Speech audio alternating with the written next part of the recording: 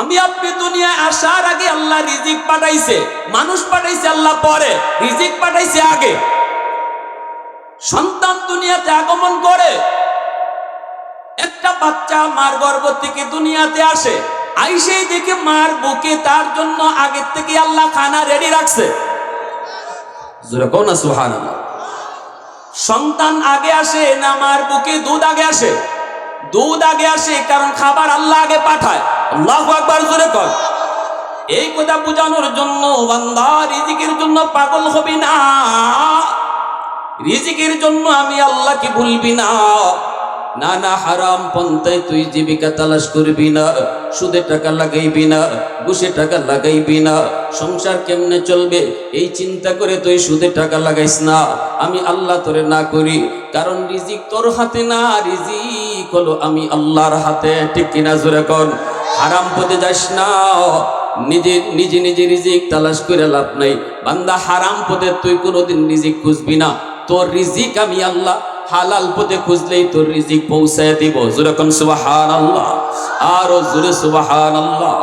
আহাদুল লাইসা কামিসলিক সামাদুল লাইসা কাফাদলিক লিমানিল মুলকু তুগুই তু সাজাওয়ার খুদাই তু খুদা বন্দে ইয়ামিনি তু খুদা বন্দে ইয়াসারি তু খুদা বন্দে জমিনি তু খুদা বন্দে সামাই तू रहीमी तू करीमी तू समीई तू बसीरी तू मुइज़्ज़ी तू मुदिल्ली तू मलिकिल अर्श बजाई बरी अज चूचिराई बरी अज सूरत रंगी बरी अज इज़्ज़ निवाज़ी बरी अज बीम उम्मीदी बरी अज खुर्दन अखुफ्तन बरी अज तुहमत मर्दन बरी अज बीम उम्मीदी बरी अज रंज बालाई। आवाज दिया कोन আল্লাহু আকবার। তাহলে রিজিক কার হাতে? একটু জোরে বলেন, কার হাতে? রিজিকের জন্য সুদে টাকা লাগাইবেন, আরো জোরে কোন, সুদে টাকা লাগাইবেন। যেই করে সুদ যায়, যেই করে সুদ খায়, এই করে কোনোদিন রহমত ঢুকে না। ঠিক কিনা জোরে বলেন। সুদখোরদের পেটের ভিতরে কিয়ামতের ময়দানে বিষাক্ত সাপ ভরা থাকবো, পেট থাকবো বিষাক্ত সাপে ভরা সুদখোরদের। এই সাপগুলা তার নাক দিয়া, মুখ দিয়া, পায়খানার রাস্তা দিয়ে বের হবে। হাসরের ময়দানে মানুষগুলি দেখবে আর বলবে এ দুনিয়ার মার্কা মারা সুদখোর ছিল, এজন্যই তার পেট থেকে সাপ বের হইতেছে। এত অপমানজনক শাস্তি আল্লাহ কিয়ামতের ময়দানে সুদখোরকে দিবেন। কে সুদখোর? কই সুদে যে টাকা লাগায় এও সুদখোর, যে সুদের টাকা আনে এও সুদখোর, যে সুদের সাক্ষী থাকে এও সুদখোর, যে সুদের টাকা লিখে রাখে এও সুদখোর। তাহলে সুদখোর কয় দল? এ ভাই যুবক, আওয়াজ দাও। সুদখোর কয় দল? খালি যে সুদে ব্যবসা করে এ সুদখোর না, যে সুদের টাকা আনে এও সুদখোর। তার লালন পালন করতে হয়। আল্লাহ বলেছেন, রসুল বলেছেন, ইসলাম বলে এই লালন পালনটা এভাবেই হওয়া, এটা সন্তানের পাওনা বাপমার কাছে, এটা সন্তানের পাওনা। যদি একজন সন্তান বাপমার কাছ থেকে যা পাওয়ার তা পায় শিশুকাল থেকে, অর্থাৎ বাপমা আল্লাহ কর্তৃক যা আদেশ, শরীয়ত যে রুল বলেছে, যে পদ্ধতি বলেছে সন্তান লালন পালন করার, এভাবেই যদি একজন মা একজন বাবা সন্তানকে লালন করে, পালন করে, বড় করে, তাহলে আশা করা যায় এই সন্তানও মা বাবার পাওনা পরিশোধ করবে। আশা করা যায় এই সন্তানও বাপমার পাওনা পরিশোধ করবে। আর মা বাবা যদি সন্তানের পাওনা আদায় করতে ভুল করে, মা বাবা যদি সন্তান লালন পালন করার ক্ষেত্রে আল্লাহ কর্তৃক যে বিধান, এই বিধানে ভুল করে, তাহলে এই সন্তানও বাপমার পাওনা আদায় করার ক্ষেত্রে ভুল করবে। পরিষ্কার ভাষায় আমি রুল, প্রথম আমার আলোচনার মূল নীতিটা বলে দিলাম, সাইনবোর্ড। এই বিষয়ের উপর এখন আলোচনা হবে। শিরোনাম, বয়ানের শিরোনাম বললাম, মনে থাকবে তো ইনশাল্লাহ? সন্তান জন্ম দেওয়া সহজ, বাবা হওয়া সহজ, কিন্তু একজন আদর্শ বাবা হওয়া কঠিন। মা হওয়া সহজ, আদর্শ মা হওয়া কঠিন। ওই বাবাই আদর্শ বাবা, যে বাবা সন্তানের পাওনা পরিশোধ করে সন্তানকে বড় করে, তার খাওয়া পড়া, লেখা পড়া, পোশাক আশাক সব কিছুতে আল্লাহর মর্জির মুআফিক তারে চালায়। এই বাবা, এমন একজন বাবা হওয়া সমাজে কঠিন, স্বাভাবিক বাবা হওয়া সহজ, ঠিক কিনা? প্যারে হাজিরিন, এজন্যই আল্লাহর রসুল সাল্লাল্লাহু আলাইহি ওয়াসাল্লাম তিনি বাবা হয়েছেন। আল্লাহ আমার আপনার নবীকে আমাদের মাঝে মডেল বানাইছেন কেন? আমাদের মাঝেই নবী পাঠাইছেন, আমাদের মধ্য থেকেই। কারণ কি? যেন আমার আপনার জীবনের যত বিষয়, বিয়া শাদী, খাওয়া পড়া, বাবা হওয়া, সন্তান হওয়া, প্রতিবেশী হওয়া, সমাজের লোক হওয়া, এই সব বিষয়গুলি যেন আমার রসুলের জীবনেও আমরা পাই। এজন্য রসুল পাঠাইছেন আল্লাহ আমাদের মধ্য থেকে। ফেরেশতা যদি পাঠাইয়া দিতেন নবী বানায়া, তাহলে ফেরেশতারা খায় না, পানি পান করে না, বিয়া শাদী করে না। আমরা বিয়া শাদীর ক্ষেত্রে যদি খুঁজতাম যে নবীর বিয়া শাদী কেমনে হইছে, ফেরেশতা যদি নবী হইতো, তাহলে নবীর জীবনে তো বিয়াই নেই, ফেরেশতা তো বিয়াই করে নাই। বিয়ার ক্ষেত্রে আদর্শ আর রুল নবীর জীবন থেকে পাইব গতিকা, ঠিক না? ফেরেশতা যদি নবী হইতেন, তিনি তো বাপ হইতেন না। তো আমরা যারা বাবা আছি, বাবা হিসাবে আমার করণীয় কি, এটা নবীর জীবনে পাইতাম কোত্থেকে? এজন্য আল্লাহ বলেন, লাকাদ মান্নাল্লাহু আলাল মুমিনিন ইয বাআসা ফীহিম রাসূলা।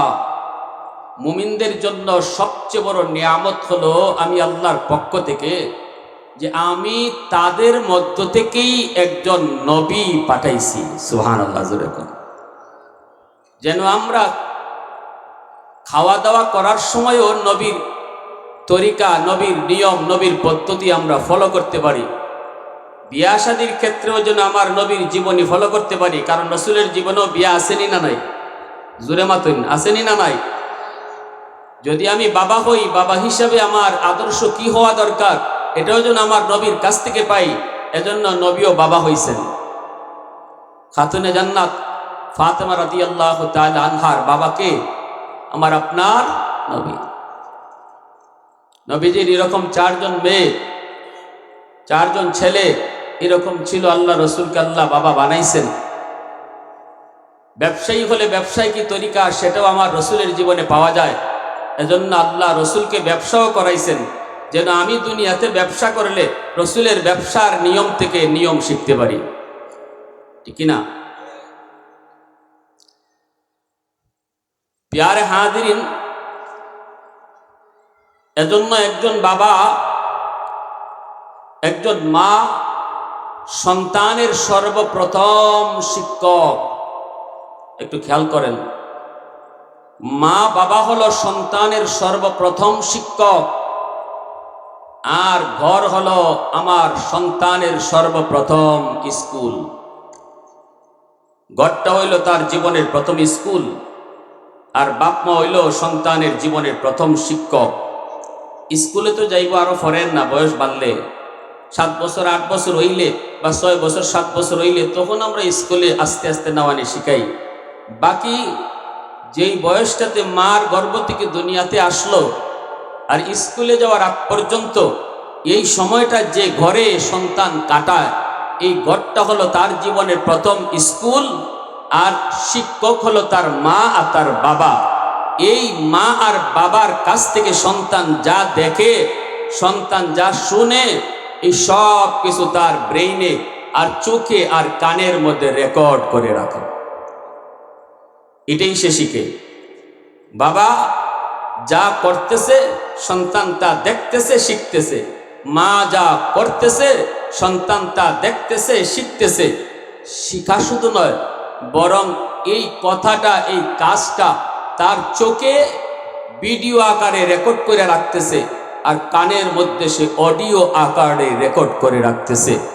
এই সন্তান যখন বড় হবে, যেদিন সাপ্লাই করবে তার মুখ থেকে কথা, অথবা কোনো কাজের মাধ্যমে সে সাপ্লাই করবে, কি করবে? শিশুকালে বাপ মার কাছ থেকে যা রেকর্ড করছিল এগুলাই সাপ্লাই করবে। কথাটা বুঝে আসছে ভাই? টেপের মধ্যে যদি আপনি গান রেকর্ড করেন, টেপ বাজাইলে তো গানই বাজবে, নাকি কোরআন তেলাওয়াত বাজবে? টেপের মধ্যে যদি আপনি কোরআন তেলাওয়াত রেকর্ড করেন, এই টেপ যখন বাজাইবেন তখন তো তিলাওয়াতই বাজবে, নাকি গান বাজবে? যা রেকর্ড করবেন তাই বাজবে। এবার আমরা মা বাবা, আমার সন্তানের যে প্রথম শিক্ষক হইলাম, এবার আমরা মা বাবার সিদ্ধান্ত নেওয়া দরকার, আমার সন্তানকে আমি কি শিখাবো, কি দেখাবো, কি শোনাবো। আমার সন্তানের চোখ নামক ভিডিও রেকর্ডারে কি রেকর্ড করাবো, আর আমার সন্তানের কান নামক অডিও রেকর্ডারে কি রেকর্ড করাবো। কান দিয়ে যা শুনবে কানে রেকর্ড হবে, চোখ দিয়া ঘরে যা দেখবে চোখে রেকর্ড হবে। আমরা মনে করতে পারি বাচ্চারা বুঝে না, কে এই কান আর নাকের কথা কোন হুজুর, এগুলো তো বুঝি না। বাচ্চার চোখ আবার ভিডিও রেকর্ডার হয় কেমনে, কান আবার অডিও রেকর্ড হয় কেমনে? আল্লাহ রসুল সাল্লাল্লাহু আলাইহি ওয়াসাল্লাম তার এক হাদিস শরীফে বলেন, শোনো উম্মতের দল, তোমরা স্বামী স্ত্রী বৈধ মিলন, যেটা বৈধ স্বামী স্ত্রীর, এটাও শিশু, অবুঝ শিশু বাচ্চার সামনে কখনো করবা না। এই বাচ্চারা এখানে কথা বলে। এই হাদিসের ব্যাখ্যায় মুহাদ্দিসিনে কেরাম লিখছেন কেন আল্লাহ রসুল নিষেধ করলেন। একটা অবুঝ বাচ্চা, মুহাদ্দিসিনে কেরাম ব্যাখ্যায় লিখছেন, রসুল এই কথা বুঝাইতে চাইছেন, অবুঝ শিশু বাচ্চাটাও, আমরা যারা মনে করি এই বাচ্চায় বুঝে না, মার দুধ খায়, মার বুকের দুধ খায়, এই বাচ্চায় কি বুঝে? কিন্তু আল্লাহ রসুল তার হাদিসে বুঝাইছেন এই বাচ্চাও বুঝে। এই বাচ্চা তার চোখে যা দেখতেছে এটা রেকর্ড করে রাখতেছে, কানে যা শুনতেছে রেকর্ড করে রাখতেছে। এজন্যই এই বাচ্চাটা যখন একটু বড় হয়, যখন কথা বলা শিখে, তখন এতদিন যা তারে শোনানো হয়েছে তাই কিন্তু বলে। শিশু বাচ্চা প্রথমেই যে আম্মুকুয়া ডাক দেয়, আব্বুকুয়া ডাক দেয়, এই আম্মা আব্বা ডাকটা বাচ্চারে শিখাইল কেডা? কয় না, এতদিন তার কানে কানে আম্মা আম্মা, আব্বা আব্বা, এই আওয়াজটা বাচ্চাটার কানে দেওয়া হয়েছে, আর ওই আওয়াজটাই সে রেকর্ড করে রাখছে। এখন সে ওই রেকর্ড করা আওয়াজটাই এখন বাজাইতেছে, ঠিক না? এজন্য বোঝা যায় একটা শিশু বাচ্চা কথা কওয়ার সময় যে আম্মা কয়, এতে করে বোঝা গেল এতদিন আম্মা ডাকটা তার কানে সে রেকর্ড করে রাখছে। এতেই বাচ্চার কান, এটা যে অডিও রেকর্ডার, চোখ দিয়ে তার ভিডিও রেকর্ডার, এটা আল্লাহ রসুলের হাদিস থেকে বোঝা যায়। এজন্য আমার পায়রা বন্ধুরা, যুবক, একটু বোঝার চেষ্টা করো কোথায় আমাদের গন্ডগোল, কোন জায়গায় আমাদের সমস্যা। কেন আমার সন্তান বড় হলে পরে বেফতি বেলাইনে চলে? কেন সন্তান বড় হলে পরে বাপ মার কথা শুনতে চায় না? কেন সন্তান বড় হওয়ার পরে মার সাথে বেয়াদবি করে, বাবার সাথে বেয়াদবি করে? গন্ডগোল কোন জায়গায় একটু বোঝার চেষ্টা করো। যেথায় সমস্যা সেখানেই চিকিৎসা, ঠিক কিনা জোরে বলে? আগুন যেখানে লাগছে সেখানে পানি দাও। আগুন লাগলো শেরপুর, পানি দাও তুমি ফরিদপুর। জীবনে কোনোদিন আগুন নিবেনি। এজন্যই আল্লাহ নবী, রহমতের নবী, মায়ার নবী, তার হাদিস শরীফে এই কথাই আমাদেরকে বুঝাইছেন। সন্তান হলো বাপ মার কাছে। শিশুকাল যখন সন্তান ঘরে কাটায়, এই মা হলো তার প্রথম শিক্ষিকা, বাবা হলো তার প্রথম শিক্ষক, ঘর হলো তার প্রথম বিদ্যালয়। এমনকি পেটে থাকা অবস্থায় সন্তান মা যা করে এর আসর যায় সন্তানের উপরে পড়ে। পেটে সন্তান আসার পর এই সন্তানের উপরে মায়ের আসর যায় পড়ে। মা যদি দিনদার হয়, মা যদি নামাজি হয়, মা যদি কোরআন পড়নেওয়ালি হয়, তাহলে এই নেক কাজের আসর পেটের সন্তানের উপরেও যায় পড়ে। আর মা যদি বদকার হয়, এই বদকাজের আসর পেটের সন্তানের উপরেও যায় পড়ে। এজন্যই যেই সন্তান পেটে থাকতে মা বেশি বেশি টক খায়, সন্তান বড় হওয়ার পরে টক প্রিয় হয়। পেটে সন্তান নিয়ে যদি মা বেশি বেশি মিষ্টি খায়, সন্তান বড় হওয়ার পরে মিষ্টি প্রিয় হয়। সন্তান পেটে নিয়ে মা যদি বেশি বেশি ঘুমায় রে যুবক, এই সন্তান বড় হওয়ার পরে অলস হয়। যেই সন্তান পেটে নিয়ে মা বেশি বেশি করে একটু একটু করে করে কাজকর্ম করে, ঘরে টুকটাক কাজকর্ম করে, যদিও ডাক্তার বলছে না ভারী কোনো কাম করা যাবে না, এরপরেও যেই মা পেটে সন্তান নিয়ে টুকটাক কাম করবে, খালি ঘুমাবে না, ঘরে টুকটাক কাম কাজ করবে, এই সন্তান বড় হওয়ার পরে কর্মঠ হয়। কি হয়? কারণ মা টুকটাক কাম কাজের আসর যে সন্তানের উপরে পড়ে।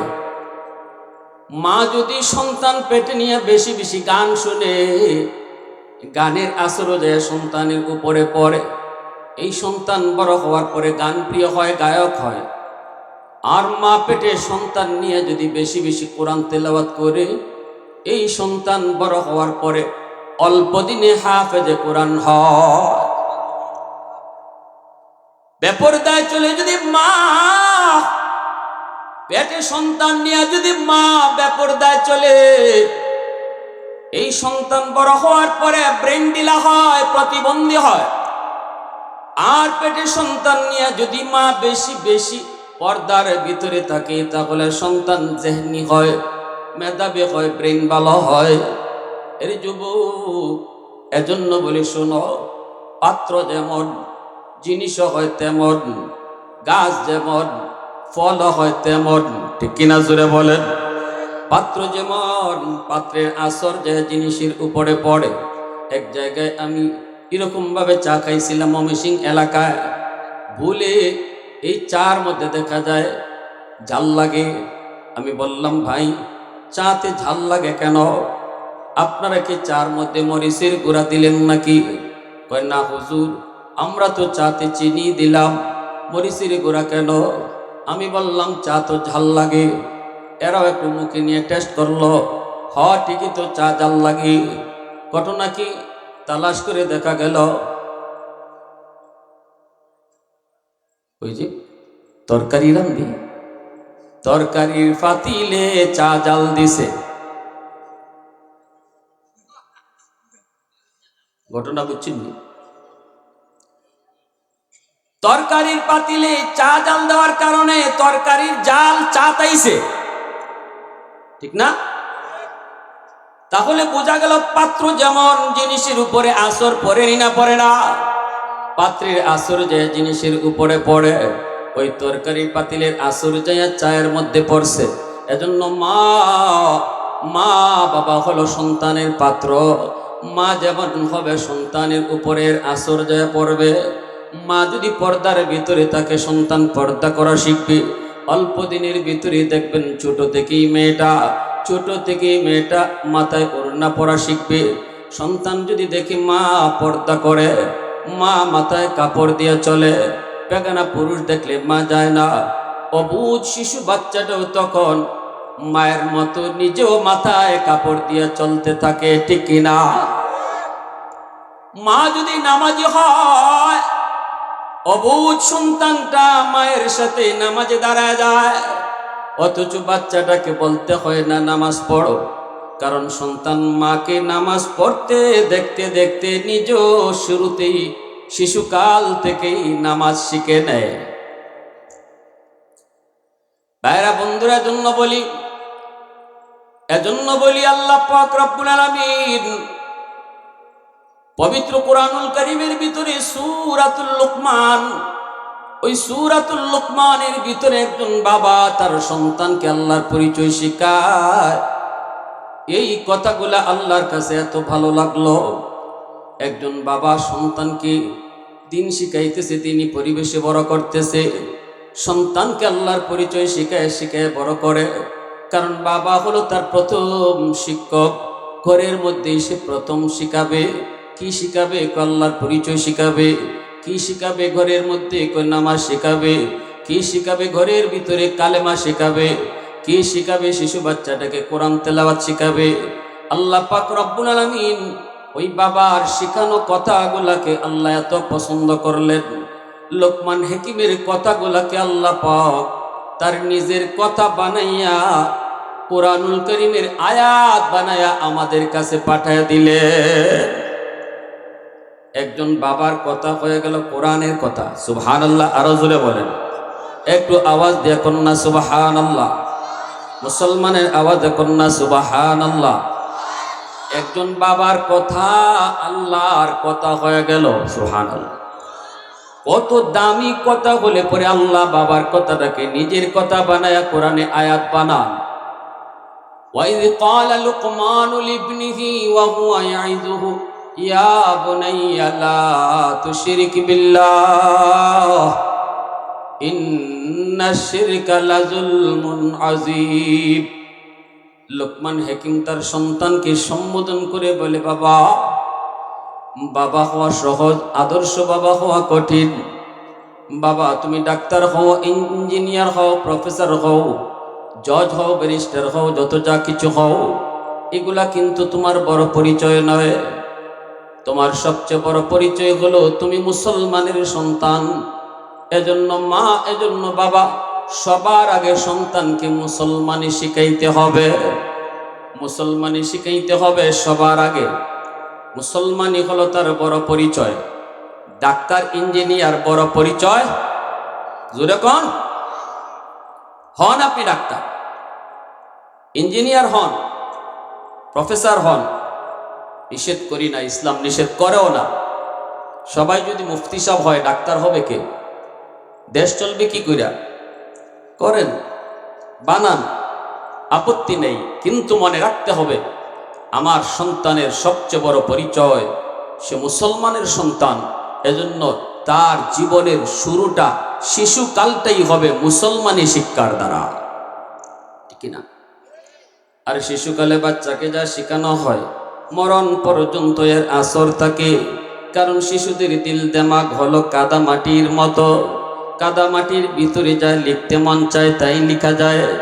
মাটি যদি শক্ত হয় তাহলে লিখতে চাইলেও লেখা যায় না। চারা গাছ যতক্ষণ চারা থাকে ততক্ষণ পানি দিলে পানি উপকার হয়।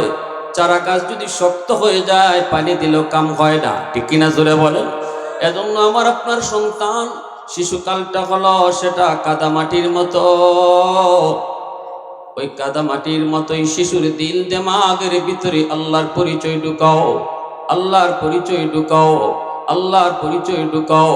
এ যুবক, এজন্য বলতেছিলাম, মনে রেখো, বড় পীর আব্দুল কাদের জিলানী রহমাতুল্লাহ আলাইহির আম্মা 18 পারার হাফেজা হওয়ার কারণে সন্তান পেটে থাকতেই কোরআনের 18 পারার হাফেজ হয়ে গেছে। আওয়াজ দিয়ে কন্যা সুবহানাল্লাহ, আরো জোরে কোন সুবহানাল্লাহ। বড় পীর আব্দুল কাদের জিলানী সকল পীরের পীর, সকল ওলির ওলি। তার বাবা আবু সালে জঙ্গি নদীর কিনারায় বসা, পেটে ক্ষুধা, পানির স্রোতে ভেসে আসতেছে একটা ফল। এই ফলটা দেখি আব্দুল কাদের জিলানীর বাবা, এই ফলটা দেখি তিনি পেটের ক্ষুধার কারণে ফলটা তিনি হাতে নিয়ে খেয়ে ফেললেন। যেমনটা আমরা করি, আমরাও কিন্তু এমন করি। কারো গাছ থেকে আম পড়ছে, এই আমটার সাথে সাথে পায়ে খেয়ে ফেলি, অথচ এই আমটা কিন্তু মালিক আমি না, মালিক হলো গাছের মালিক, যে সেই আমের মালিক। এই আমটাও যদি আপনার নিতে হয়, খাইতে হয়, অবশ্যই গাছের মালিকের অনুমতি লাগবে। কিন্তু আমাদের সমাজে ফতোয়া ভিন্ন। আমরা মনে করি গাছ থেকে ফল ফললে পরে এই ফল যে পায় হে মালিক, ঠিক না? এজন্যই দৌড়াদৌড়ি শুরু হয়, কেটে আগে লইতো আম। আমের দিনে বোঝা যায় কার কি পরিমাণ দৌড় আছে, ঠিক কিনা? মাঝে মাঝে ছোট ছোট বাচ্চা বাচ্চার সাথে মুরব্বীরাও দৌড় মারে, আমি দেখছি তো। এটি এমন এক নিশা, আম পড়ছে আওয়াজ হইলে দেখা যায় বাচ্চারা খালি দৌড়ে না, মুরব্বীরাও দৌড়। আমিও দৌড় দিছি, আমার কত আমি এই সময় দৌড় কইয়া দেওয়ার লাগে না, শরীরে এমনি দৌড় মারে, ঠিক কিনা? কিন্তু মাসালা হলো, যেই গাছ থেকে ফল পড়ছে, পড়ার পরে ওই গাছের মালিক, ফলের মালিক থাকে। আম পাইলেই মালিক হয় না। নিয়ম হলো আম পাওয়ার পরেও এই গাছের মালিকের কাছে আম নিয়ে যাও, যে বলবা ভাই তোমার গাছের একটা আম পাইছি, নেও, আমটা নেও। গাছের মালিক যদি মানুষের বাচ্চা হয় আম নিবনি। মামা তিনটা দেবেন, আমি এখানে মানুষের মনে আম নিব গা, হ্যাঁ কইব রে বাপ রে বাপ, অত বড় বুজুর্গ নিবে এটা তো। ইটা মাইরা খায়, ডিল মাইরা খায়, বাউরাল মাইরা খায়, কোনোদিন কেউ আমার জিগাই হলো না, জিগাইয়া খাইল না। আর আজকে একটা আম পড়ছি, আমটা লইয়া তুই আমার বাড়িতে আইসো, নে বাবা তুই গে খা। ওই যে কইল বাবা যা দেওয়া লাগবে না, তুই আমটা নিয়ে খা, তখন 100% হালাল, ঠিক না? এই যে অনুমতি দিয়ে দিছে, নে ও বাবা তুমি যা খাও। দেখেন আবার আম লইয়া যাওয়ার সময় মনে মনে নিয়ত রাখেন না, বলে আমারও তো দিবই, ই নিয়ত লিয়ে আবার যাই না। আবার বেটা যদি না দিতে আবার কষ্ট হয়ে ভাই বসে আলি গাল্লিবা, হ্যাঁ কই বলে আমার মতো বলদ আছে, নিয়ে আম পাই হের ঘরে নিয়ে দিলাম। আপনি নিয়ত তো রাখবা না, তার দিয়ে। কিন্তু আমি যেটা বলতেছি বাস্তবতা, কোন গাছের মালিক ফাওরা আম কেউ ফাইয়া লইয়া আওয়ার পরে এটা রাখকে লিব, এটা আমার বিবেকে ধরে না, ঠিক না? এটা ধরে না, এই আমটা হেরে আবার ফিরতে দিব। তবে দিলের ভিতরে নিয়ত লিয়ে যাই না। এখন দেখা গেল কি ভাইরা বন্ধুরা, আব্দুল কাদের জিলানী রহমাতুল্লাহ আলাইহির আব্বা আবু সালে জঙ্গি নদীর পারে বসে আছেন।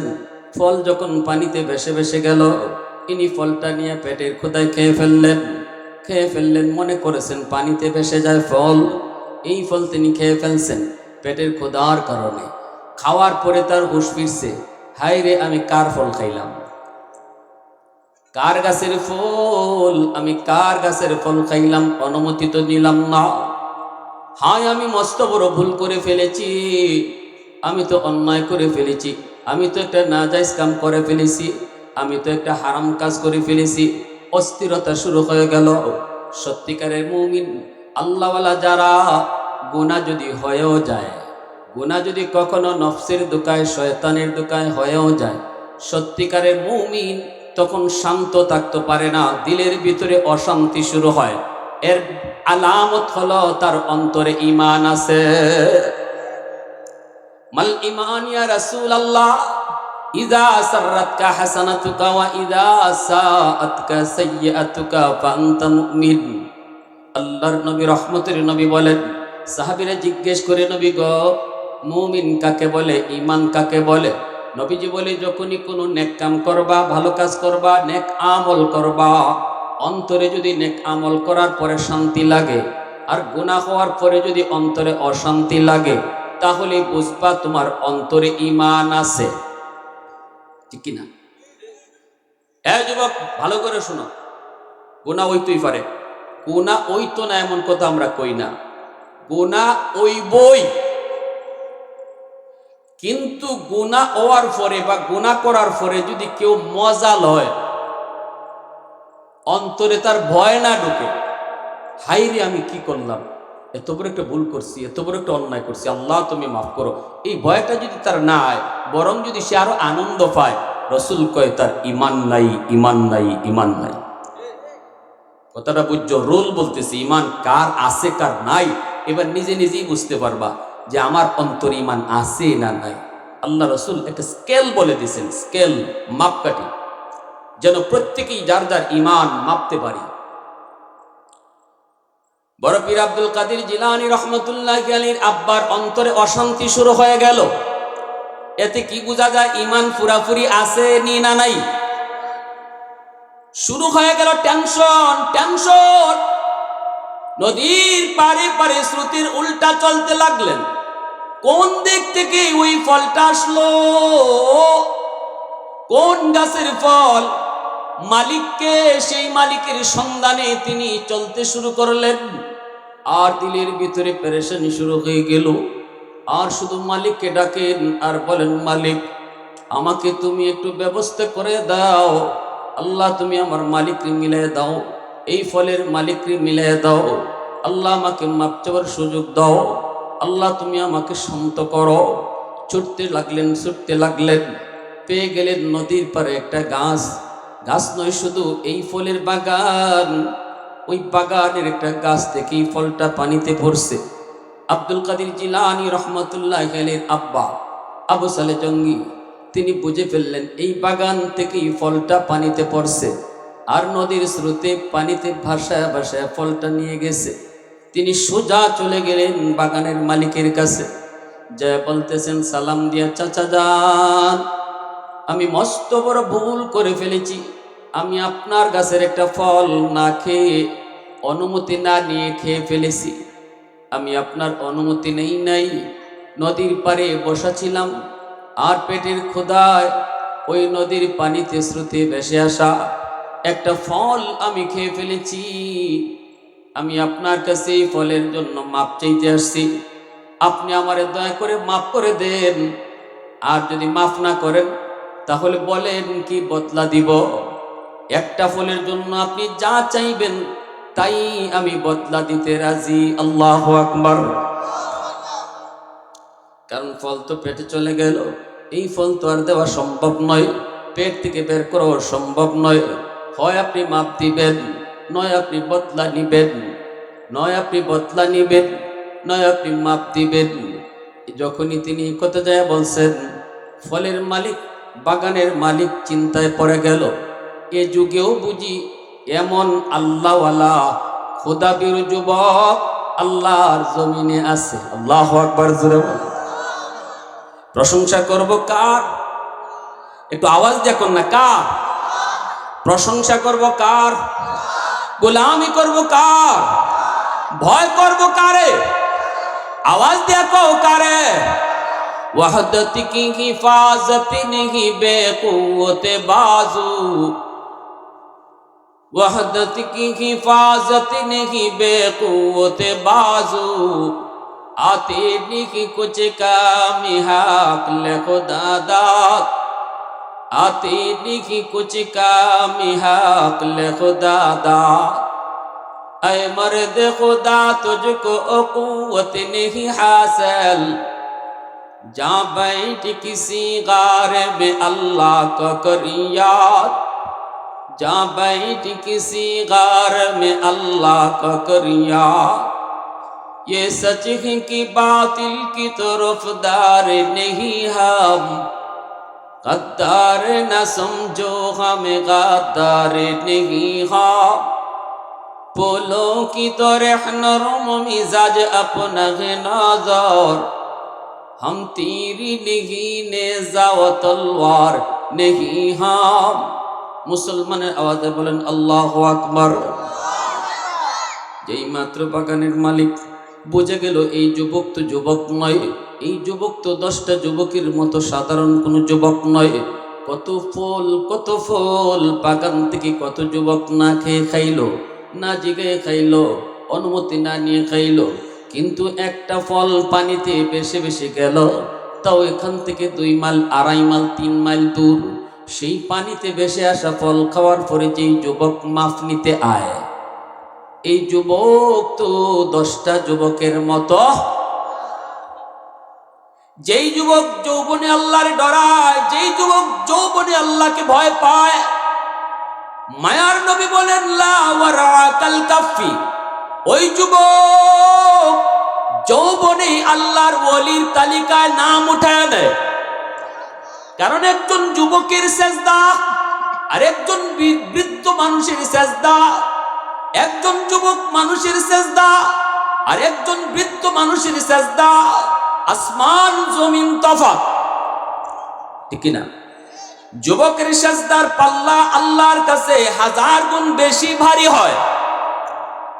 এজন্যই মায়ার নবী দয়ার নবী বলেন, যেই যুবক যৌবনে আল্লাহকে ভয় করে, যেই যুবক যৌবনে মসজিদে যায়, যেই যুবক যৌবনে গুনাহ থেকে নিজের বাঁচায়, অথচ গুনাহ করার শক্তি ছিল, আরেকজনের গাছের ফল চুরি করে খাওয়ার শক্তি ছিল, রাতের অন্ধকারে বন্ধুদেরকে নিয়ে হাঁস চুরি করার ক্ষমতা তার ছিল, এরপরও সে যে করে না আল্লাহর ভয়ে। এই কথা কই বন্ধু, কেউ দেখবে না, দেখবেন তো আমার আল্লাহ। রাতের অন্ধকারে মালিক দেখবে না, দেখবেন তো আসমানের মালিক। এই কথা ভেবে যেই যুবক গুনাহ থেকে নিজেরে বাঁচায়, মায়ার নবী কয় ওই যুবক যৌবনী আল্লাহর ওলি হয়ে যায়। লা ওয়ারআকাল কাফি, লা ওয়ারআকাল কাফি। ক্ষমতা ছিল, সুযোগ ছিল, এরপরও যে গুনাহ করে না। সুযোগ ছিল, ক্ষমতা ছিল, এরপরও যে গুনাহ করে না। মায়ার নবী বলেন সেই হলো তোমাদের মধ্যে আল্লাহর ওলি। বুড়া মানুষ চাইলেও তো সব গুনাহ করতে পারবে না, বৃদ্ধ মানুষ চাইলেও তো সব গুনাহ করতে পারবে না। কথা কন না? ডাব গাছে উঠা একজন বুড়া মানুষ ডাব খাওয়া সম্ভব নেই, কিন্তু একজন যুবক ডাব গাছে উঠা ডাব খাইয়ার নামতেও পারবো, ঠিক না?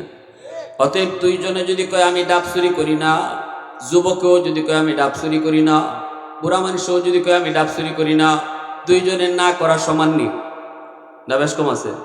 মাতুর না দিয়ে আপনার সমান না? বেশ কম আছে? মুরব্বী মানুষ একজনে যদি কয় আমি ডাব চুরি করি না, আরেকজনে কেউ ডাব চুরি করবা না, পরে আগে ডাব গাছে উঠতে পারো নি, দেখো, ঠিক কিনা? বলে ভালো একটা কথা কইছো, ডাব চুরি করো, ডাব গাছে উঠতে পারো নি, কয় না উঠতেই পারি না। আরেকজন যুবক যদি কয় না আমি ডাব চুরি করি না, এরও যদি জিজ্ঞেস করা হয় বেটা ডাব চুরি করবে পরে ফারস নিয়ে উঠতে, ওই মিয়া খালি ফারি না, গাছও বইয়া ডাব খাইতামও পারি, ঠিক না? তাইলে এই দুইজনে ডাব চুরি না করা সমান না বেশ কম আছে? এই কথাটাই বোঝাইবার লাগি বলছি। একজন যুবক আর একজন বৃদ্ধ মানুষ দুইজন মসজিদে এক কাতারে নামাজ পড়তেছে, যুবকও সেজদায় গেছে, একজন বৃদ্ধ মানুষও সেজদায় গেছে, অথচ দুইজনের সেজদা আল্লাহর কাছে আসমান জমিন তফাৎ। ওই যুবকের সেজদার পাল্লা আল্লাহর কাছে 1000 গুণ বেশি ভারী হয়ে যায়। এই যুবক রে, কথা রে, একটু এদিকে শোনো, একটু শোনো, মনোযোগ দিয়ে শোনো, কথাগুলো শোনো, একটু বুঝো। এজন্য বলি আমার ভাইরা, বন্ধুরা, যুবক, ওই বড় পীর আব্দুল কাদের জিলানী রহমতুল্লাহ আলাইহির আব্বা আবু সালেহ জঙ্গি তখন টাক্কা একজন যুবক, টাক্কা যুবক, 22 বছর 23 বছরের যুবক, পূর্ণ যুবক, টকবক করে যৌবনে। আল্লাহু আকবার, জোরে বলেন। ওই অবস্থায় যুবক তোমাকে গুনার দিকে ডাকবে, ওই অবস্থায় যৌবন তোমাকে অন্যায় কাজের দিকে ডাকবে, ওই বয়সের যুবক তোমাকে যৌবন গুনার কাজের দিকে ডাকবে। সাবধান, মনে রাখো, যদি তুমি তোমার পাগলা ঘোড়ার লাগাম টান দিয়ে ধরতে পারো, ঘোড়াকে যেদিকে খুশি ওই দিকে দৌড় দেওয়াও না, বন্ধু ডাক দিলেই তুমি অন্যায় কাজে যাও না, কারণ তোমার অন্তরে আল্লাহর ভয়। একটু আওয়াজ দিয়া বলো কার ভয়? একটু আওয়াজ দিয়া বলো কার ভয়? চেয়ারম্যানের চোখে ফাঁকি দেওয়া যায়, মেম্বারের চোখে ফাঁকি দেওয়া যায়, বাপমার চোখে ফাঁকি দেওয়া যায়, উস্তাদের চোখে ফাঁকি দেওয়া যায়, কিন্তু কার চোখে ফাঁকি দেওয়া যায় না? রাতের অন্ধকারে মালিকের চোখ ফাঁকি দেওয়া যায়। রাজা হাঁসের মালিক দেখলো না, কিন্তু আসমানের মালিক দেখছে।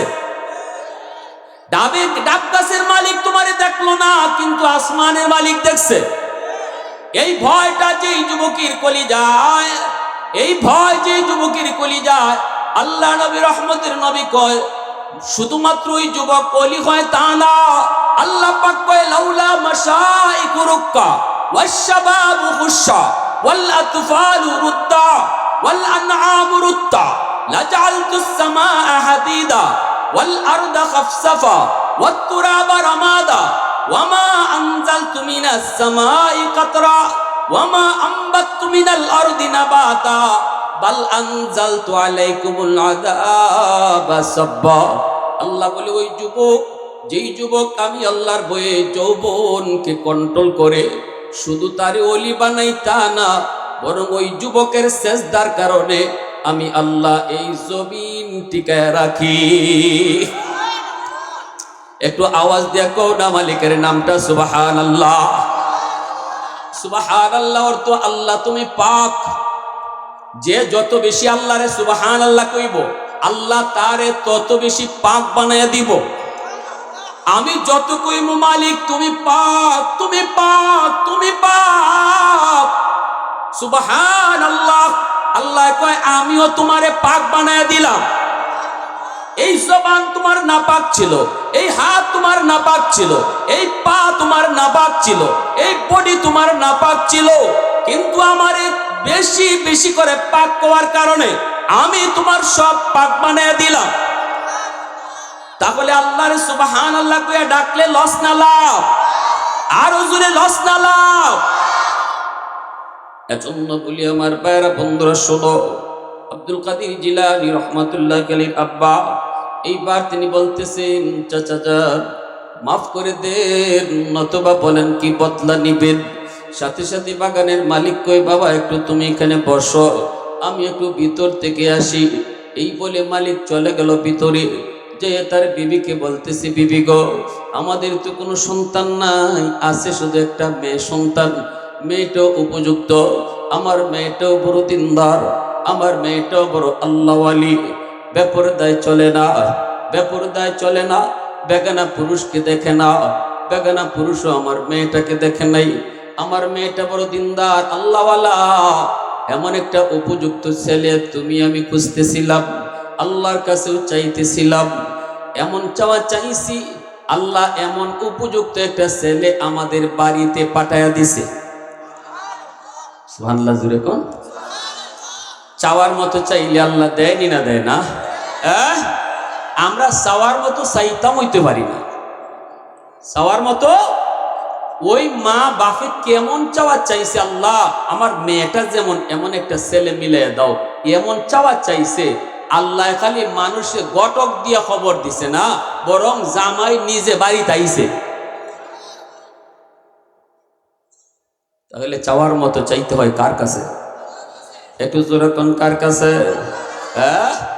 আল্লাহর কাছে। বাইরা বন্ধুরা জন্য বলি, ওই যে ওই ডাকাতের দল ডাকাতির জন্য বের হয়েছে, ডাকাতের দল ডাকাত সর্দার সহ বের হয়েছে। হঠাৎ করে ডাকাত সর্দার একটা লক্ষ্য করলো, একটা কাক একটা খেজুর গাছের মধ্যে যায় বসে, মরা খেজুর গাছ, খেজুর গাছের মাঝে যায় বসে, বসে আবার উড়াল দিয়ে আরেকটা খেজুর গাছে যায়, যাইয়া ওই পাকা খেজুর গাছ থেকে একটা খেজুর মুখে নেয়, নিয়ে ওই মরা খেজুর গাছে যায় কাকটা বসে, সেই খেজুরটা কই রাখে কেউ জানে না। খেজুরটা ওইখানে রেখে আবার খেজুর গাছে যায়, পাকা খেজুর গাছে যায় আরেকটা খেজুর নেয়, নিয়ে আবার ওই মরা খেজুর গাছে কাকটায় খেজুরটা রাখে, রেখে আবার যায়। ডাকাত সর্দার কয় ঘটনাটা কি এটা একটু আমার বুঝতে হবে, তোরা একটু দাঁড়া, আমি যে একটু বুঝি। এই বইলা ডাকাত সর্দার খেজুর গাছটা বায়া বায়া উঠলো, ওইটা দেখে মরা খেজুর গাছের ঝুপড়ির মধ্যে একটা অন্ধ সাপ, বিশাল বড় একটা সাপ, চোখে দেখে না, ওই সাপটা হা করে আছে, আর ওই সাপের মুখের মধ্যে কাকে খেজুর নিয়ে দিতেছে। আওয়াজ দেখুন না সুবহানাল্লাহ, আরো জোরে সুবহানাল্লাহ। এই অন্ধ সাপটা এই দুনিয়াতে নিজের খাবার নিজে খাইতে পারে না,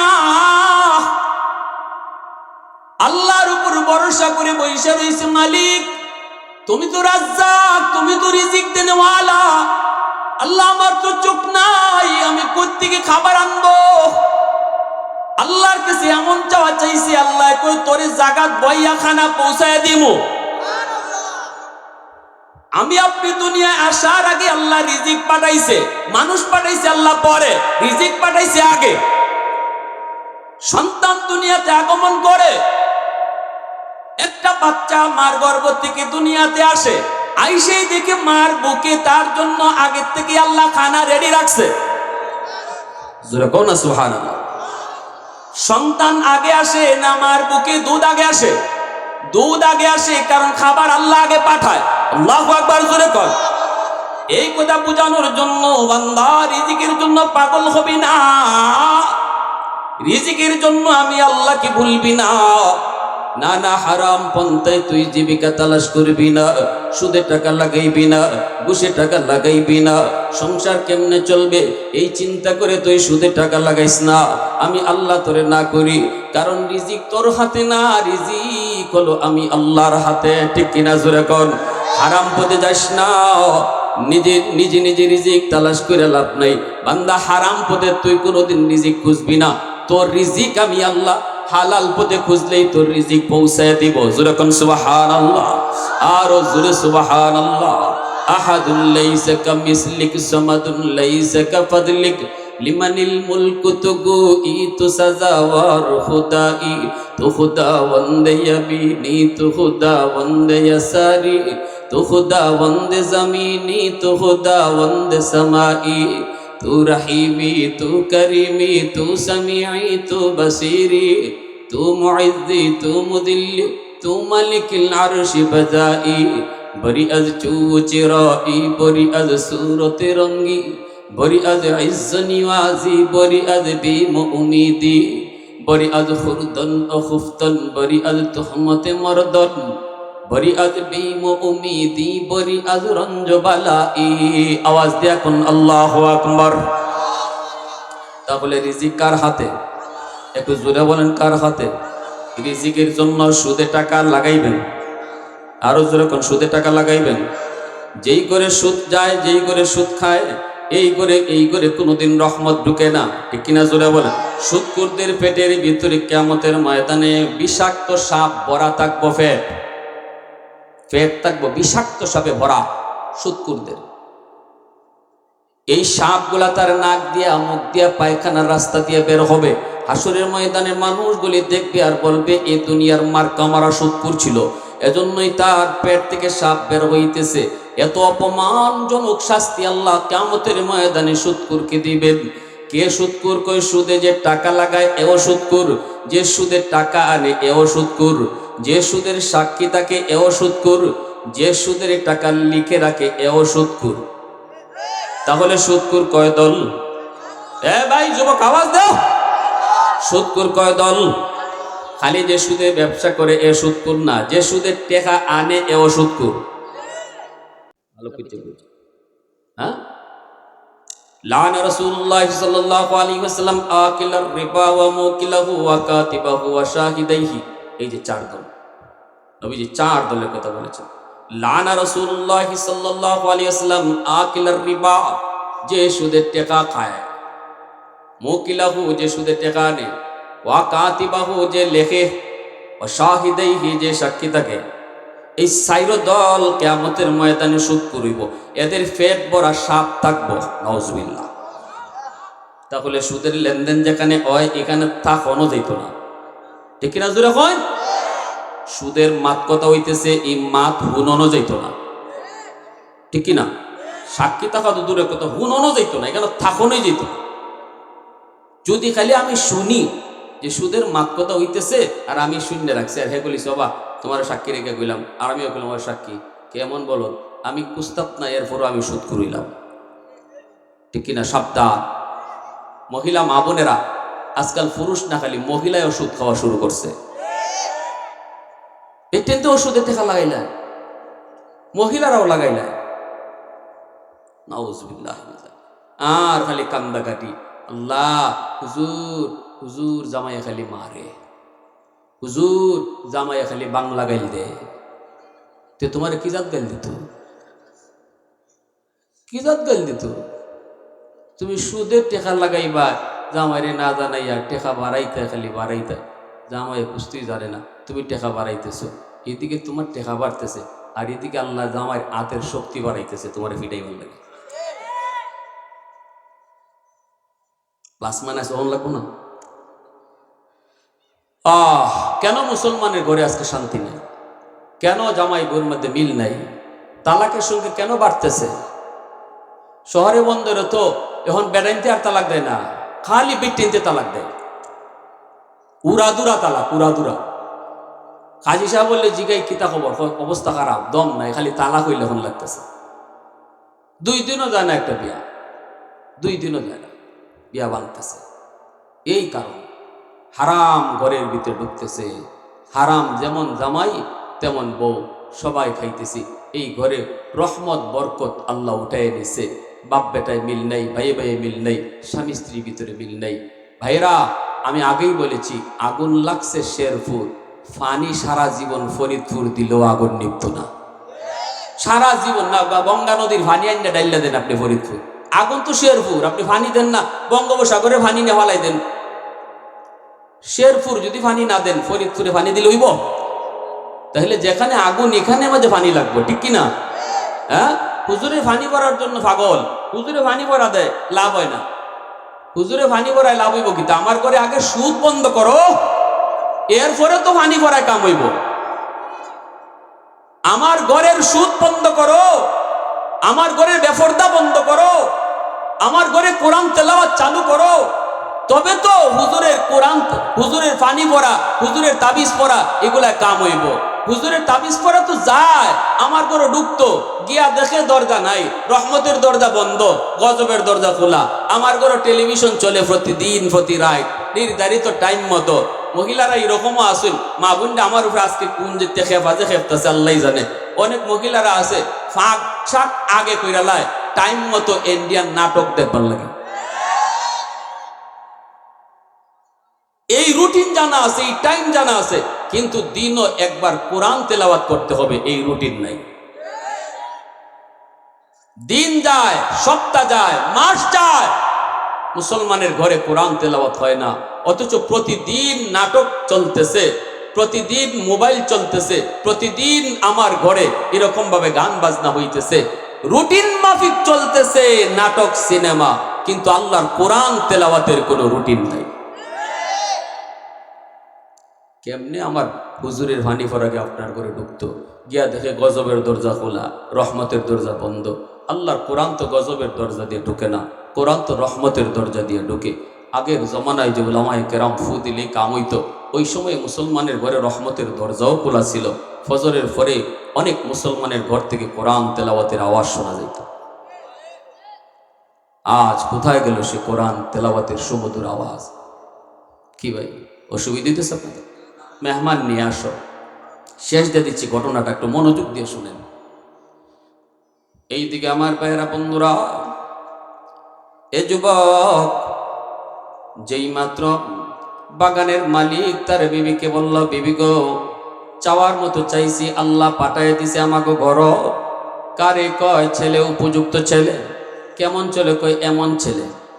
বিবি সাহেব কয় তাহলে সারণ যাইতো না, ঠিক না? সারণ যাইতো না, এরকম ছেলেই দরকার। যাও তাড়াতাড়ি দিয়ে আটকাও। বাগানের মালিক আইসা বলতেছে, যুবক, ও যুবক, তুমি যে অন্যায় করছো, তুমি যে অপরাধ করছো, আমার বাগানের একটা ফল খাইছো, আমার অনুমতি না নিয়া, এটা আমি মাফ করতাম না। কি করতো না? কয় মাফ না করলে বদলা নেও। কয় বদলাও নিতাম না, ফল দেও। পেট থেকে বাইর কয় চাচা এটা কেমনে সম্ভব? কয় ঠিক আছে, এটা যদি সম্ভব না হয় তাহলে আমার একটা শর্ত আছে, শর্ত যদি মানো তাহলে আমি তোমারে মাপ দিমু। কয় কি শর্ত আপনি বলেন, যা বলবেন আমি তাই মানবো। বাগানের মালিক কয় আমার একটা মেয়ে আছে উপযুক্ত, আমার এই মেয়েটাকে তোমার কাছে বিয়ে দিতে চাই। তুমি যদি বিয়ে করতে রাজি হও তাহলে আমি তোমাকে মাফ করে দিব। আবু সালে জঙ্গি কয় চাচা, আমি এই শর্ত মানার জন্য এক পায়ে দাঁড়ানো, এই শর্ত মানার জন্য আমি রাজি আছি, যে কোনো শর্ত মানতে আমি রাজি। তবু আমি আল্লাহর দরবারে আল্লাহর কাঠগড়ায় দাঁড়ায়া আসামি হতে চাই না। একটা হারাম ফল খাওয়ার অপরাধে জাহান্নামের আগুন আমি সইতে পারবো না। একটা কবিরা গুনাহ যদি কেউ করে ৭০,০০০ বছর জাহান্নামের আগুনে জ্বলতে হবে। না না, আমি পারবো না, পারবো না। আমাকে আপনি মাফ করেন, আমাকে আপনি যা বলেন আমি তাই মানব। বাগানের মালিক কই, ঠিক আছে, তাহলে শোনো, তবে যে তুমি রাজি হয়েছ, আরো কিছু সমস্যা আছে। আমার মেয়েটাকে যে তুমি বিয়ে করবা, তুমি যে রাজি হয়েছ, আমার মেয়েটার কিন্তু অনেক সমস্যা, অনেক সমস্যা। উদ্দেশ্য হলো বাবার এই জিনিসটা বোঝা, যুবক কতটা মনে প্রাণে রাজি হয়েছে, কতটা আল্লাহরে ভয় করে, কতটা জাহান্নামের আগুনকে সে ভয় করে। অনেকগুলি সমস্যা আছে। কি সমস্যা একটু করুন। প্রথমেই মেয়ের বাপায় কয়, বাবা ১ নম্বর সমস্যা হলো আমার মেয়েটা চোখে দেখে না, অন্ধ। এইবার তুমি বলো, অন্ধ একটা মেয়েকে সারা জীবনের জীবন সঙ্গী বানাবে কিনা? আবু সালে জঙ্গি কয়, আমি অন্ধ হলেও তাকে বিবি হিসাবে মেনে নিতে রাজি আছি। আল্লাহু আকবার। মালিক কয় ২ নম্বর আরেকটা সমস্যা আছে। বলে কি? কয় আমার মেয়েটা কথা বলতে পারে না, বুবা। আবু সালে জঙ্গি কয়, বুবা হলেও আমি রাজি। আরো সমস্যা আছে। কয় কি? আমার মেয়েটা কালো, জমের কালো। কয় আমি তাতেও রাজি। আরো সমস্যা আছে, আমার মেয়েটার পা নাই, লুলা। আবু সালে জঙ্গি আব্দুল কাদের জিলানীর বাবাই কয় আমি তাতেও রাজি। কই যত সমস্যা থাক আমি রাজি, কারণ দুনিয়ার এই সমস্যাগুলি বেশি দিনের জন্য নয়। হয়তো ৬০-৭০ বছরের হায়াতের জীবন নিয়ে আসছি। এই ৬০-৭০ বছরের হায়াতের জীবন একজন অন্ধ বউকে নিয়ে আমার কোনো রকম কেটে যাবে, একজন আতর লোলাপ বউকে নিয়ে হয়তো কোনো রকম কেটে যাবে।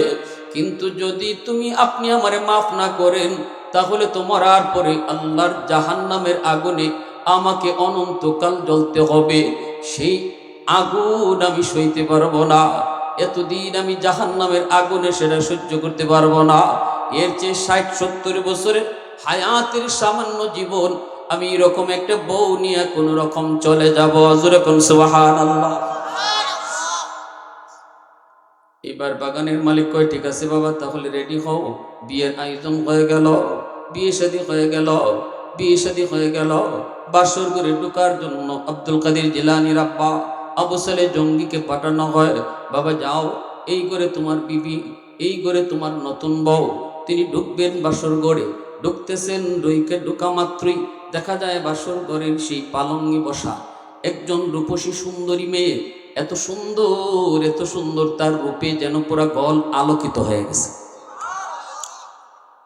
তাকায়া আল্লাহ, তাকাইয়া সালাম দিয়া দিছে, আসসালামু আলাইকুম ওয়া রাহমাতুল্লাহ। আব্দুল কাদের জিলানী আব্বা আবু সালে জঙ্গি, ইনি দেখাই তো কের জবাব দিতেন, দৌড় দিয়া ঘর থেকে বের হয়ে আইছেন ভয়ে। হায় আমি কার ঘরে ঢুকলাম, হায় আমি ভুলে কোথায় ঢুকলাম। বাহিরে এসে কাঁপতেছেন। শ্বশুর দাঁড়ায় আছে বাহিরে, কয় বাবা কেন, কি হইছে, কাঁপো কেন? আব্বা আমি মনে হয় ভুলে অন্য কারো ঘরে ঢুকে পড়ছি। কয় কেন? কয় আমি দেখলাম এত সুন্দর পুরা ঘরটা আলোকিত তার রূপে, কিন্তু আমি জানি আমার স্ত্রী হলো কালো, কুৎসিত কালো। আমি ঘরে ঢুকলাম, দেখি আমার দিকে টক টক বক করে তাকাইছে, হরিণীর মতো তার দুটা চোখ। আমি জানি আমার স্ত্রী যে হবে সে অন্ধ হবে, তার চোখ নাই। আমি গেলাম, যা দেখলাম আমার এত সুন্দর করে সালাম দিল, অথচ আমি জানি আমার বউ যে হবে সে কথা বলতে পারে না, ঠিক না? আবার দেখ শুনলাম তার পা নাই, তাও আমি দেখলাম পাও বিছালো। অতএব বাবা এটা আমার বিবি হতে পারে না। মনে হয় আমি ভুল করেছি, নতুবা আপনারা ভুল করে আমাকে কোথাও পাঠাইছেন। সাথে সাথে শ্বশুর কয়, বাবা আয় বাবা আয়, বুকে আয়। বহুদিন যাবত আল্লাহর কাছে কাঁদতেছিলাম, আল্লাহ যেন আমার মেয়েটার উপযুক্ত একটা ছেলে মিলায় দেয়। এ বাবা, আমার মেয়েটা বড় দিনদার, বড় আল্লাহওয়ালি। আমার মেয়েটা আল্লাহর বড় পেয়ারা, কারণ আমি তারে অন্ধ বলেছি। জীবনে কোনোদিন বেগানা পুরুষ দেখে নাই, এজন্য তারে অন্ধ বলছি। জীবনে কোনোদিন বেগানা পুরুষের সাথে কথা বলে নাই, এজন্য তারে বুবা বলছি। জীবনে কোনোদিন পর্দার বাহিরে যায় না, এজন্য তারে কালো বলেছি। সবসময় অন্ধকারেই যেন ছিল, পর্দার বাহিরে পা দেয় নাই, এজন্য তারে লোলা কইছি, পা নাই। মূলত এগুলা কোনোটাই আমার মেয়ের কাছে নাই। আমার মেয়েটা ছিল আল্লাহওয়ালি, বড় দিনদার। তোমার মতো একজন যুবক, যেই যুবক একটা ফল খাওয়ার পরে, পানিতে ভেসে যাওয়া ফল খাওয়ার পরে সেই ফলের মাপ নেওয়ার জন্য এত দূর পাড়ি দিয়ে আমার কাছে আসতে পারছো আল্লাহর ভয়ে, তোমার মতো একজন উপযুক্ত ছেলে আমি আল্লাহর কাছে চাইতেছিলাম। এজন্য বলে যুবক, যেমন মা যেমন বাবা, এমন বাপ মার গর্ভ থেকেই জগৎ বিখ্যাত ওলি। এমন মা বাবার গর্ভ থেকেই জগৎ বিখ্যাত ওলি আব্দুল কাদের জিলানী দুনিয়ায় এসেছেন। আওয়াজ দিয়ে কও না সুবহানাল্লাহ। নবী আসার দরজা বন্ধ, কিন্তু আব্দুল কাদের জিলানী আসার দরজা আল্লাহ বন্ধ করে নাই। নবী আসার দরজা বন্ধ, মঈনুদ্দিন চিশতি আসার দরজা বন্ধ করেন নাই। ইবাদত করে করে কেউ যত যা কিছুই হোক, আব্দুল কাদের জিলানী হতে পারবে, কিন্তু নবী হতে পারবে না। আল্লাহ নবীর দরজা বন্ধ করেছেন, আব্দুল কাদের জিলানীর দরজা বন্ধ করেন নাই। এখনো যদি আব্দুল কাদের জিলানীর বাবার মতো বাবা হও, আব্দুল কাদের জিলানীর মার মতো একজন মা হও, তাহলে আজও আল্লাহ পাক আব্দুল কাদের জিলানী দুনিয়াতে জন্ম দিবে কিনা? হ্যাঁ, নবী আসবে না, কিন্তু জিলানী আসবে না এমন কথা নাই। আজও জিলানী আসতে পারে, আজও মাদানী আসতে পারে, আজও হবিগঞ্জের মুহাদ্দিস সাহেব আল্লাহর ওলির মতো ওলি আসতে পারে। ওলি আসার দরজা আল্লাহ খোলা রাখছে, নবীর দরজা বন্ধ। শর্ত একটাই, ওলির বাপমা যেমন এমন বাপমা হও। আল্লাহ এখনো তোমার গর্ভ থেকে ওই মদনীর মতো সন্তান আল্লাহ দান করবে, ঠিক কিনা ভাই? এজন্য আল্লাহর নবী বলেছেন, কুল্লু মাউলুদিন ইউলাদু আলাল ফিতরা ফাআবাওয়াহু ইউহাব্বিদানিহি আও ইউনাসসিরানিহি। ওই আব্দুল কাদের জিলানীর আম্মা 18 পারার হাফেজা, 18 পারার হাফেজা সন্তান পেটে আইছে। আব্দুল কাদের 18 পারা কোরআনের হাফেজ, কোরআনের তেলাওয়াত করতেন। যত বেশি বেশি কোরআন তেলাওয়াত করতেন, পেটে সন্তান থাকার পরে, পেটে সন্তান থাইকেই মার কোরআন তেলাওয়াত শুইনা শুইনা হাফেজ হয়ে গেছে। মা দুধ খাওয়াইতেন, দুধ খাওয়ানোর সময় কোরআন তেলাওয়াত করতেন, দুধের সাথে কোরআন তেলাওয়াত যায় ঢুকতো। এই তেলাওয়াতও শুনতো, সন্তানে মার দুধও খাইতো, দুধও খাইতো, মার মুখে কোরআন তেলাওয়াতও শুনতো। শুনে শুনে সন্তান হাফেজ হয়ে গেছে। দুধ পান করা অবস্থায় মা যত পারার হাফেজ, সন্তানও হয়ে গেছে তত পারার হাফেজ। জোরে কও না সুবহানাল্লাহ। এজন্য বলছিলাম, পাত্র যেমন, এই পাত্রের আসর এই জিনিসের উপরে পড়ে কি পড়ে না?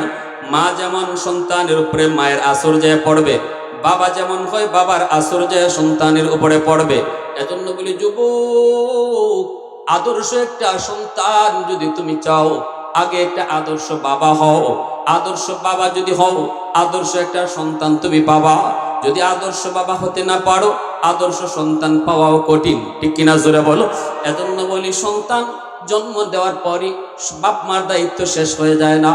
সন্তান জন্ম দিলেই মানুষ হয় না, তারে মানুষ বানাইতে হয়। আর মানুষ বানানোর ফ্যাক্টরি হলো মাদ্রাসা, মানুষ বানানোর ফ্যাক্টরি হলো আল্লাহর কোরআনের শিক্ষা। এজন্য সন্তানটাকে শিশুকালে আল্লাহর পরিচয় শিখাও। শিশুকালে তারে মাদ্রাসায় ভর্তি করো, 5টা বছর নুরানি মাদ্রাসায় তারে পড়াও, 5টা বছর নুরানি মাদ্রাসায় তারে পড়াও। এরপরে যদি ডাক্তার বানাইতে চাও, হাই স্কুলে ভর্তি করো। নুরানিতে স্কুলের সমমানের অঙ্ক ইংরেজি রয়েছে, কোনো অসুবিধা হবে না আপনার বাচ্চা হাই স্কুলে পড়তে। কিন্তু এই 5 বছর যদি তারে নুরানি মাদ্রাসায় পড়াও, তাহলে এই 5 বছরে কলিজার ভিতরে আল্লাহর পরিচয় নিয়ে হাই স্কুলে যাবে, কলিজার ভিতরে আমার নবীর মহব্বত নিয়ে হাই স্কুলে যাবে, কলিজার ভিতরে আখিরাতের চিন্তার ফিকির নিয়ে আসে হাই স্কুলে যাবে, কলেজে যাবে, ভার্সিটিতে যাবে, ডাক্তার হবে, ইঞ্জিনিয়ার হবে, দিলের ভিতরে আল্লাহর পরিচয় থাকবে।